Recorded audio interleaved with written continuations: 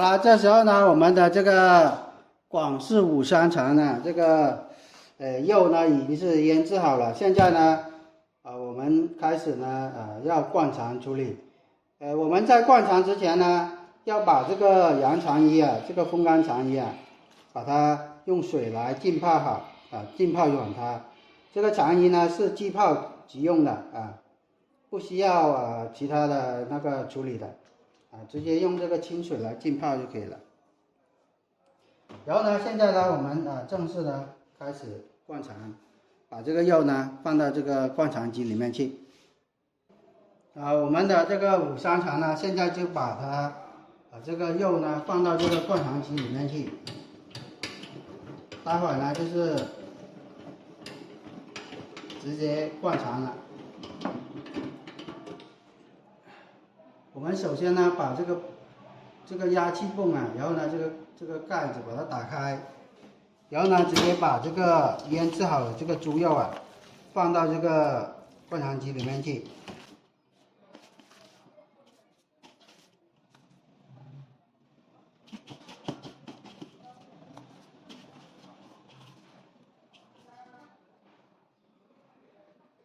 放进去之後呢，我們就可以直接灌腸了。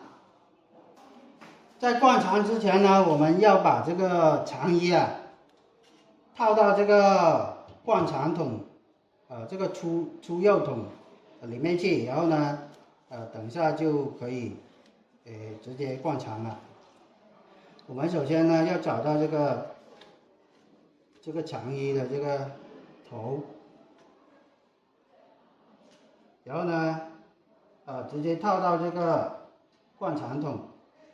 把它全部捋進去啊，全部捋進去。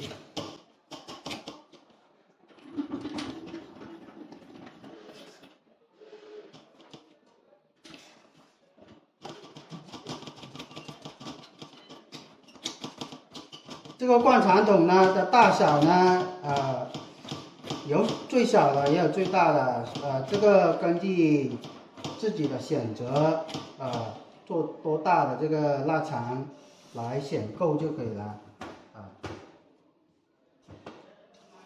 腸衣也是，腸衣也有大有小的，這個根據自己的要求來採購就可以了。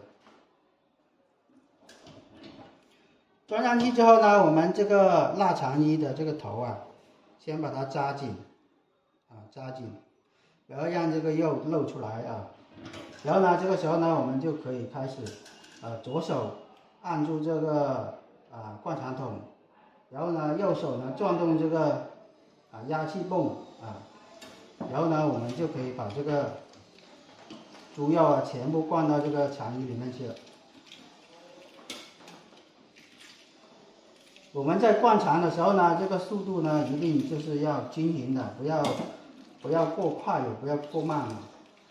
過快的話，那個臘腸呢，它就有那個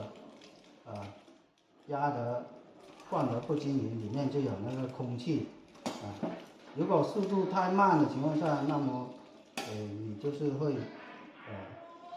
灌得太脹了也不行所以說這個大家要注意我們的速度呢要均勻的不能太快，也不能太慢。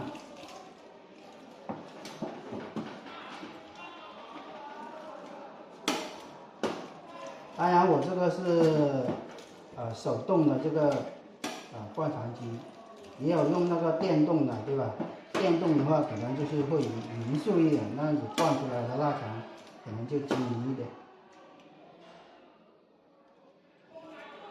灌好之後呢，我們直接把它尾部的這個捋一下，